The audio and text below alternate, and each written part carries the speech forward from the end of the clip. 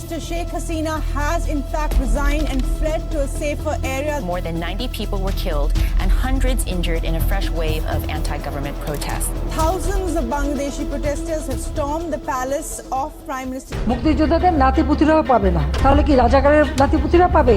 इस तरीके का लो लेवल आर्ग्यूमेंट एक प्रधानमंत्री को सूट नहीं करता। बांग्लादेश की प्रधानमंत्री शेख हसीना को अब प्रोटेस्टर्स डिक्टेटर करके भी पुकार रहे हैं।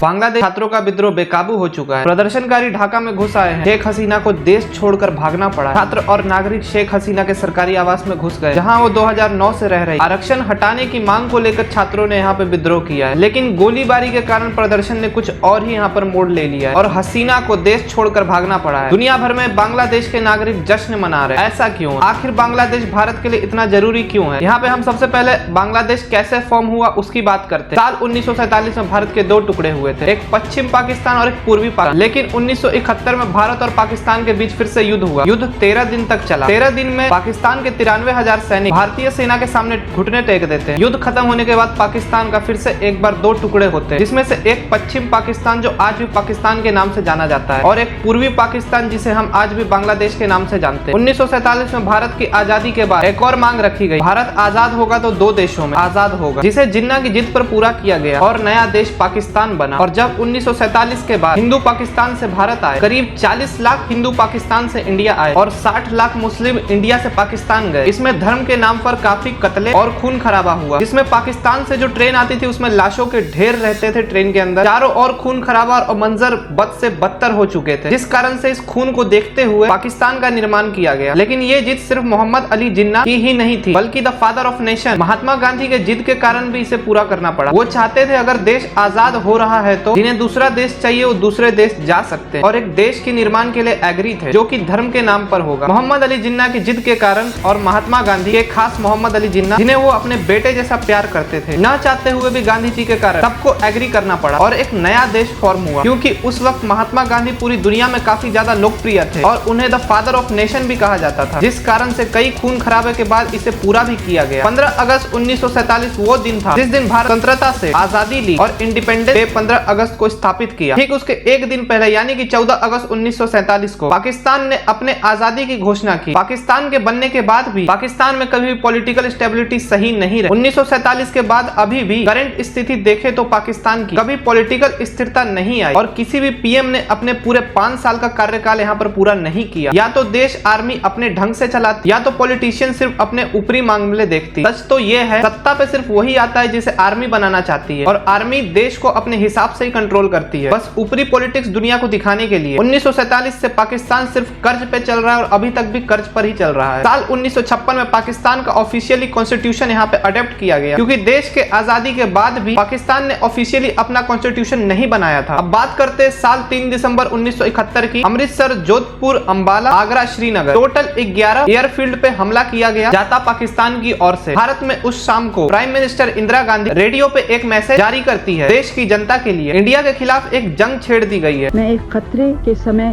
बोल रही हूँ। कुछ ही घंटे पहले 3 दिसंबर पाकिस्तान ने हमारे ऊपर एक हमला किया और कुछ इस तरह से शुरुआत होती है इंडिया पाकिस्तान 1971 वॉर की। और इसी वॉर में एक देश का जन्म होता है बांग्लादेश। पश्चिम और पूर्वी पाकिस्तान में कई बार देखने को मिला जहाँ पर मिलिट्री रूल लागू हुआ, यानी कि जो पॉलिटिकल पार्टी पावर में रहना डिजर्व करती उनसे पावर छीन ली जाती और ईस्ट पाकिस्तान को पॉलिटिकली खुद को रिप्रेजेंट करने का मौका नहीं मिल पाता। और जितना भी पैसा देश खर्च करता था और वो पैसा सारा वेस्ट पाकिस्तान में चला जाता था। 75% नेशनल बजट वेस्ट पाकिस्तान पे खर्च किया जाता था और जो 62% रेवेन्यू इनकम सरकार के पास सिर्फ ईस्ट पाकिस्तान से आ रहा था। और इकोनॉमिकली डेवलपमेंट वेस्ट पाकिस्तान में सबसे ज्यादा देखने को मिल रहा था। 1969 में per capita income 69% waste Pakistan का ईस्ट पाकिस्तान से ज्यादा था। और सबसे बड़ा इश्यू यहाँ पर लैंग्वेज का था। लैंग्वेज को लेकर जिन्ना और उनके एडवाइजर का मानना था ईस्ट एंड वेस्ट का तभी यूनिफिकेशन हो सकता है जब उनकी भाषा एक हो, और वो भाषा है उर्दू, और वही भाषा वो बोले। वेस्ट पाकिस्तान की ओर से उर्दू भाषा कोर्स देखने को मिला कि हर किसी को यही भाषा बोलनी है। और ईस्ट पाकिस्तान में रहने वाले लोग बंगाली थे जो बंगाली भाषा बोलते थे। जो लोगों के अंदर एक फीलिंग थी बंगाली कल्चर और लैंग्वेज को लेकर वो और मजबूत बन चुकी थी। इस इंसिडेंट ने बहुत इम्पैक्ट डाला और 1965 में इंडिया पाकिस्तान वॉर होता है और ईस्ट पाकिस्तान एक कमजोर डिफेंस के साथ रह जाता है। इसी कारण से एक मांग उठाई जाती है ईस्ट पाकिस्तान के डेवलपमेंट को लेकर और ये मांग उठाते हैं शेख मुजीबुर मुजीबुर रहमान। शेख मुजीबुर रहमान को एक पॉलिटिकल पार्टी अवामी लीग के फाउंडिंग लीडर थे। मुजीबुर रहमान की मांग थी ईस्ट पाकिस्तान को एक फेडरेशन स्टेट बनाया जाए और उनकी खुद की एक अलग करेंसी हो और ईस्ट पाकिस्तान को और ज्यादा ऑटोनॉमी दी जाए और जो रिसोर्सेस है वो ईस्ट पाकिस्तान को भी मिलने चाहिए। इंडिपेंडेंट फॉरेन रिजर्व, एक सेपरेट मिलिट्री फोर्स, ये मांगे कुछ इस तरह है कि एक अलग ही देश बना दिया जाए। सभी डिमांडे को रिजेक्ट कर दिया जाता है वेस्ट पाकिस्तान में जो लीडिंग पॉलिटिकल पार्टी की ओर से। शेख मुजीबुर रहमान को अरेस्ट कर लिया जाता है। इन पे सेडिशन का केस दर्ज होता है जिसे अगरतला कॉन्स्पिरेंसी केस कहा जाता है। इस वक्त तक मुजीबुर काफी पॉपुलर लीडर बन चुके थे, बंगाली लोगों की आवाज बन चुके थे। जब उनके साथी सर्जेंट जहरुल हक एक प्रिजनर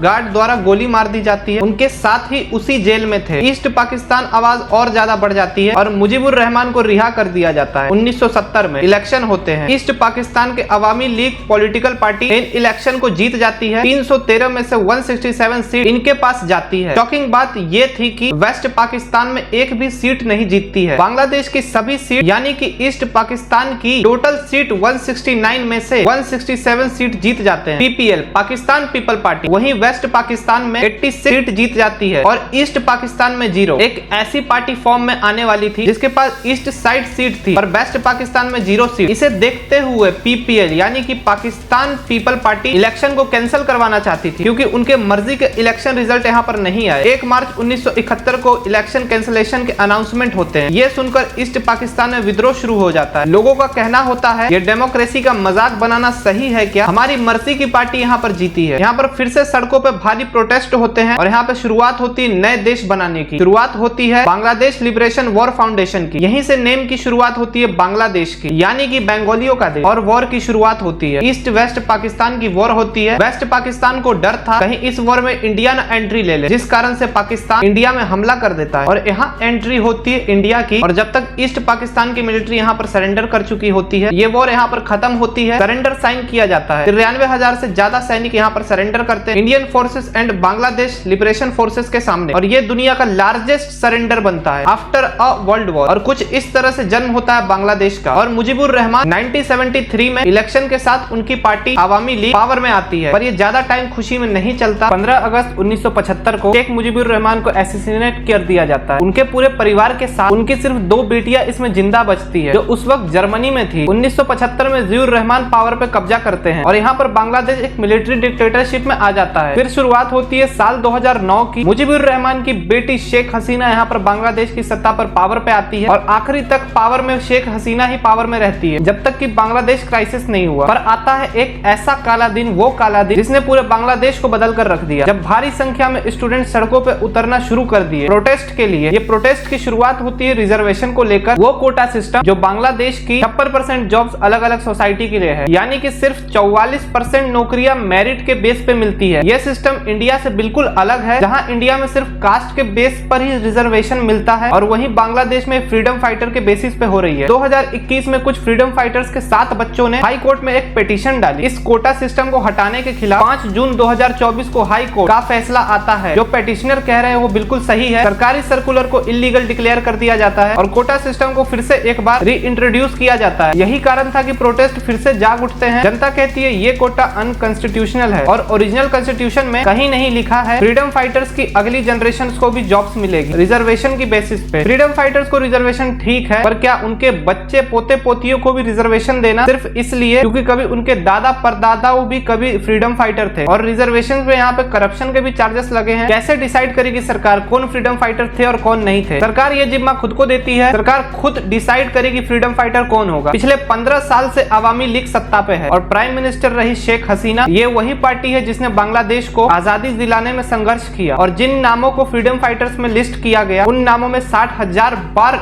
ऑब्जेक्शन उठी और ऑब्जेक्शन को सरकार ने रिजॉल्व भी नहीं किया। 10 जुलाई 2024 को ये बात सुप्रीम कोर्ट पहुंचती है। सरकार हाई कोर्ट के फैसले के खिलाफ सुप्रीम कोर्ट जाती है अपील करने। सुप्रीम कोर्ट हाई कोर्ट के फैसले पर रोक लगा देती है लेकिन प्रोटेस्ट रुकते नहीं है। प्रोटेस्टर्स के साथ अपोजिशन पार्टी भी यहाँ पर जुड़ जाती है और यहाँ पे इसको रोकने के लिए मिलिट्री को भी उतार दिया जाता है। लॉ मिनिस्टर कहते हैं हम प्रोटेस्टर्स के साथ बातचीत करने को तैयार हैं। सुप्रीम कोर्ट में अर्ली हियरिंग की कोशिश की जा रही है ताकि जल्द से जल्द फैसला आए। ढाका यूनिवर्सिटी के बाहर स्टूडेंट द्वारा नारे लगते हैं हम अपने भाइयों का खून बर्बाद नहीं जाने देंगे। सरकार प्रेशर में आकर एक जुडिशियल प्रोब कमेटी की भी फॉर्मेशन करती है वायलेंस को कम करने के लिए। इस वायलेंस के बीच शेख हसीना का भी एक बड़ा अजीब बयान आता है? प्रोटेस्टर्स को नफरत क्यों है फ्रीडम फाइटर्स से? अगर फ्रीडम फाइटर्स के ग्रैंड चिल्ड्रन को रिजर्वेशन नहीं मिलेंगे तो क्या रजाकार के ग्रैंड चिल्ड्रन को रिजर्वेशन मिलेंगे? इनके मिनिस्टर्स का भी सेम यही बयान था, रजाकार बोल करके। आखिर क्या है रजाकार? रजाकार एक पर्शियन शब्द है जिसका मतलब है वॉलंटियर या हेल्पर। लेकिन 1971 की वॉर में रजाकार एक पैरामिलिट्री ग्रुप था जो कि वेस्ट पाकिस्तान को सपोर्ट करता था, यानी कि सीधा सीधा बांग्लादेश में रजाकार का मतलब है धोखेबाज, देशद्रोही, एंटी नेशनल। यहाँ पे प्रोटेस्ट काफी बढ़ चुकी थी, लोगों के घर जला दिए गए, कई सारे लोगों को यहाँ पर मार दिया गया। प्रोटेस्टिंग एक अलग ही मोड़ पर आ गई और यहाँ पर आवाज उठने लगी, एक देश एक कॉन्स्टिट्यूशन, वो है इस्लाम। और उसी के बीच हिंदुओं को टारगेट किया गया, कई सारे मंदिर तोड़ दिए गए, कई घरे सब जला दिए गए और यहाँ तक खुद प्रोटेस्टर शेख हसीना के पीएम हाउस तक घुस गए। शेख हसीना को तुरंत मिलिट्री ने देश से बाहर कर दिया गया, जो कि फिलहाल इंडिया में है, और हेलीकॉप्टर इंडिया में लैंड किया गया जिसकी आग अभी तक उलस रही है। दोस्तों मैं आपसे ये कहूंगा, अगर पड़ोसी देश मजबूत होता है तो वो उस देश को भी इम्पैक्ट करता है जो उसका पड़ोसी देश है, और अगर कमजोर होता है तो भी उस पड़ोसी देश को इम्पैक्ट करता है। बाकी दोस्तों आपका